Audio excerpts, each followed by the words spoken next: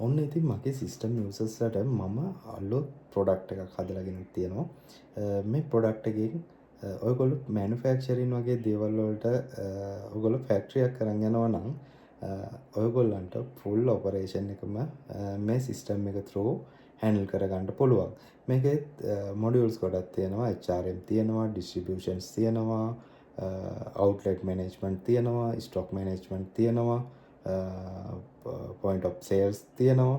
එතකොට මේකේ වෙහිකල් ලෝඩින්ග්ස් වලට ඩිස්ට්‍රිබියුෂන් පැත්තේ වෙනම මොඩියුල් එකක් තියෙනවා. ඊට පස්සේ ඔයගොල්ලන්ගේ වැඩ කරන සේවකයන්ගේ පඩි ගෙවන දේවල් ඇටෙන්ඩන්ස් මාක් කරන්න. ඊට පස්සේ ඒ HRM මොඩියුල් එක එහෙමම තියෙනවා. ඔක්කොම ටික කම්ප්ලීට්. ඊට පස්සේ කස්ටමර් රිලේෂන්ෂිප් හැන්ඩලින්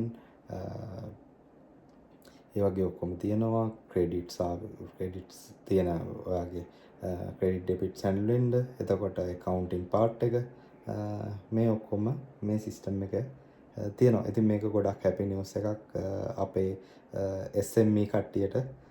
SME කට්ටිය තාම හරියට සිස්ටම් යූස් කරන්නේ නැත්නම් අපිට පුළුවන් ඔයගොල්ලන්ට හොඳ සිස්ටම් එකක් හදලා ඔයාගේ ස්ට්‍රෙස් එක ගොඩක් දුරට අඩු කරලා දෙන්න. එතකොට ඔයාට තව සේල්ස් වැඩි කරගන්න ඔයාගේ බිස්නස් එක මූව් වෙන්නේ මොන පැත්තටද, ලොස් පැත්තටද, ප්‍රොෆිට් පැත්තටද කියන එක ඔයාලට මේකේ කම්ප්ලීට් අයිඩියා එකක් ගන්න පුළුවන්.